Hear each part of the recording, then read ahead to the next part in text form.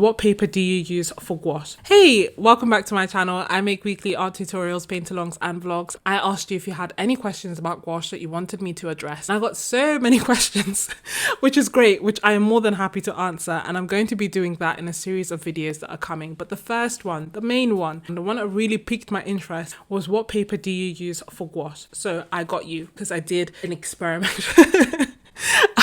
I felt like I knew the answer. I asked you all in the community tab what paper you use for gouache, and to my shock and surprise, my choice came third.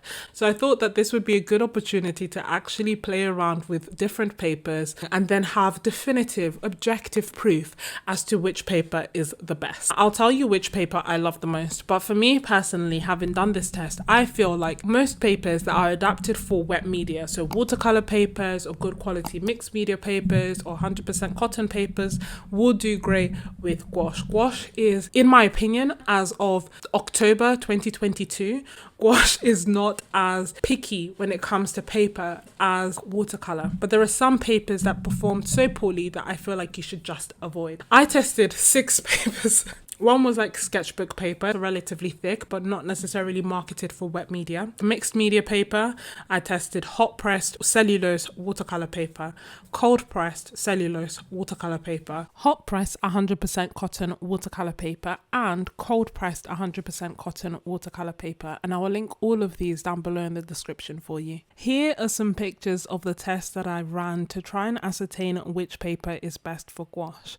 I'll share the videos and my opinions and thoughts behind it soon, but I thought that before I do that and before I bias you with my own opinion, it would be cool for you to look at the results and then let me know down below in the comments which paper you actually think performed best, so which number it is, and then tell me what you think that paper is. And if you want to take things further, then try to actually rank all 6 papers. I am so curious to see what you think, so I will be checking all the comments as usual.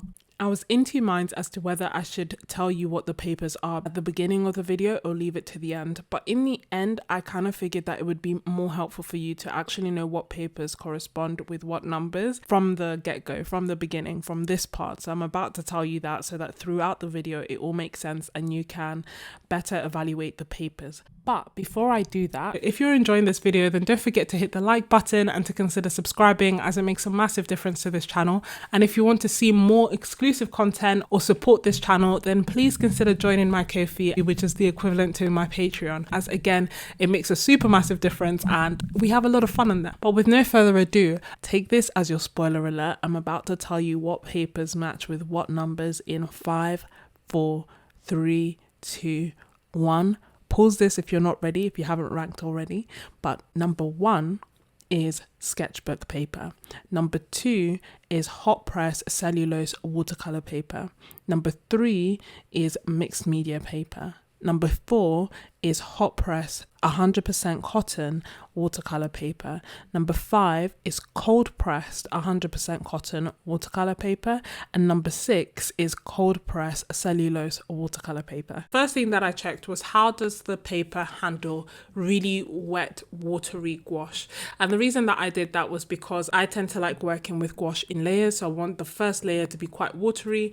I like it because it then removes the white of the paper. It takes that pressure off that plain white page, and it helps me practice some color mixing before I actually have to get in with the thick layers. So I just wanted to check that the paper wouldn't peel on me, it wouldn't buckle on me, it wouldn't have like any weird textures. Before I tell you my thoughts and my conclusions, I thought it'd be fun for you to take a moment to have a look at these swatches and decide for yourself which ones you feel did well with that watery layer and which ones you feel struggled. For me, the one that struggled the most was number 1, which is the sketchbook paper. Really wasn't handling it that well. It was buckling. Is it dreadful? No. But is it nice? Not really. There was a tiny bit of peeling.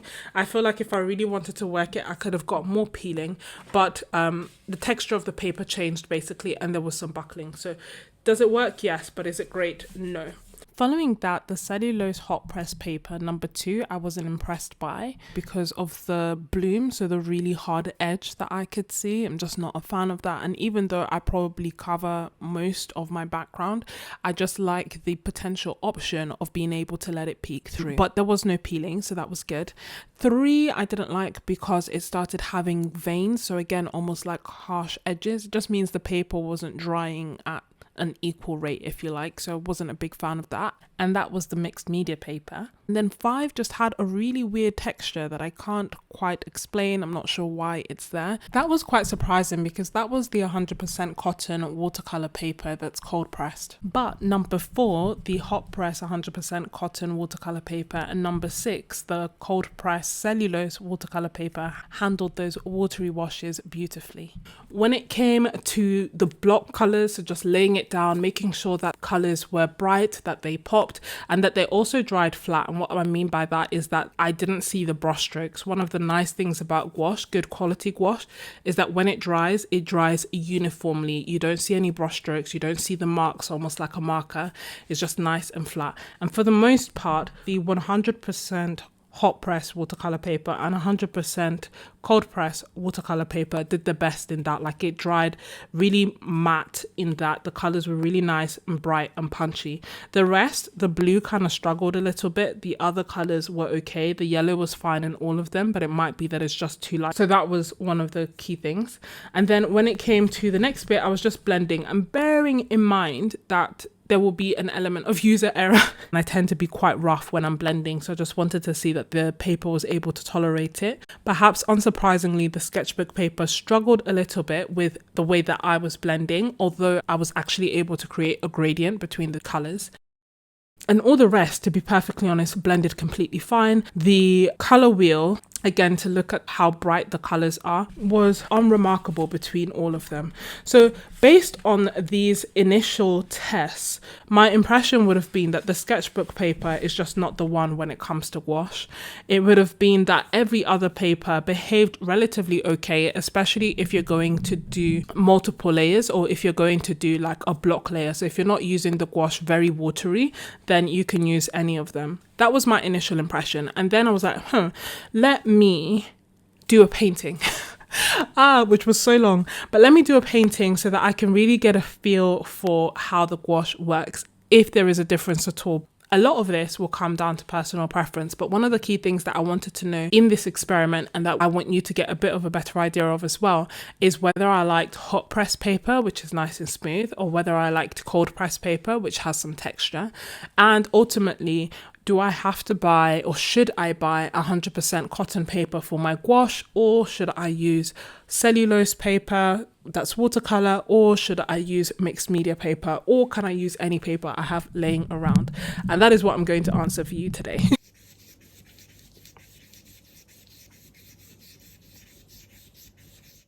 So I thought that I would like the smooth texture, and I did initially, but when painting, doesn't feel quite as nice. I don't know. Maybe it's just a question of not being used to it. Kind of feels like it's just resting on top of the paper. It's taken it. So this one was struggling with that extra layer, hence why it's like whitish in this area.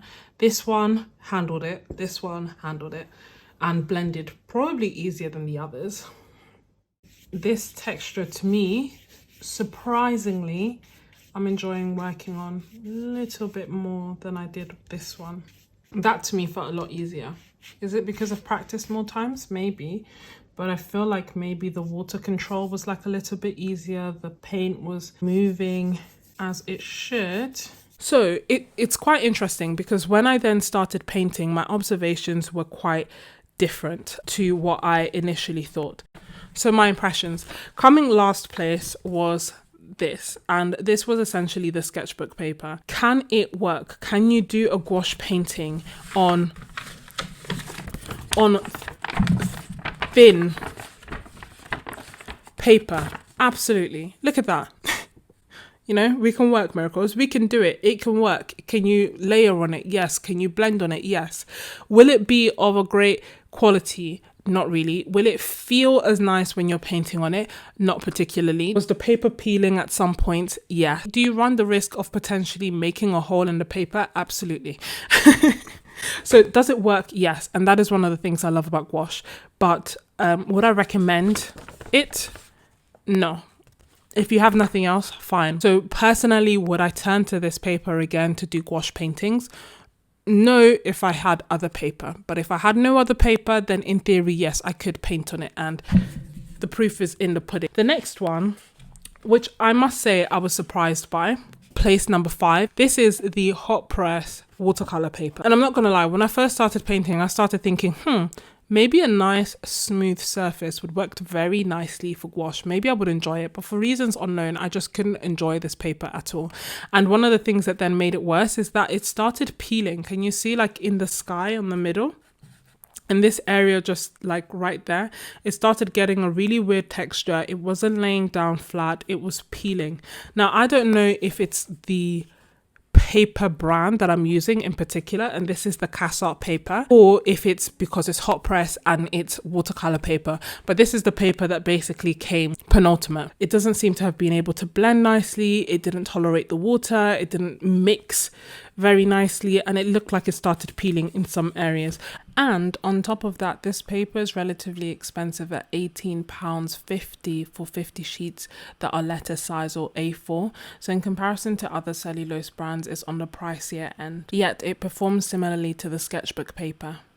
So would I recommend this paper? No, but I would give the caveat that I don't know if it's just because it's Cassart paper or if it's because it's hot press. In 4th place, we have this. I was surprised. I'm not gonna lie. I thought that the hot press paper would have been better than this. And this is the mixed media paper. As you can see, it handled the layers beautifully. I was able to blend on it as well. But I found that the paint was almost like sitting on the paper when I was trying to paint with it. And I also felt like if I kept working it, it would have probably peeled off. The super thin layers had veins, but as I say, I went over it again and it blended beautifully. The colors were really nice and bright. So again, if you want mixed media paper, then go for it. Like, it works.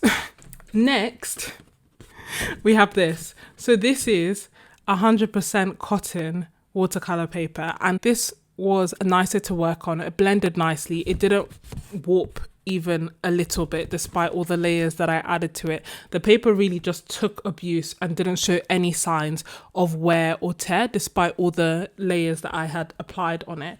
So for that reason, it was like pretty much a win for me. The reason that it is 3rd place and not 1st place, felt like the paint was sitting on the paper. So it was just staying wet for longer. I wasn't able to go on top, and it just felt like it was pooling on the paper in a way that I didn't necessarily like. And that is the reason that this is 3rd place. So would I use it for gouache? Probably not. I would reserve it for my watercolors. And again, I don't know if it's because the paint is thick or what exactly was going on, but I just found that the water control was a bit harder on this paper compared to the others. I should mention that I was doing all the tests blind almost, if you like, laid them out, having labeled them on the back for the most part, apart from when I was doing the painting, and then painted on it. So I didn't know which paper was which, although I could see the texture. I didn't want to completely bias myself. So when I then looked around, I was quite surprised to see some of the results. The papers I will link down below for you as well in case you're interested. 1st and 2nd place is a tough one for me.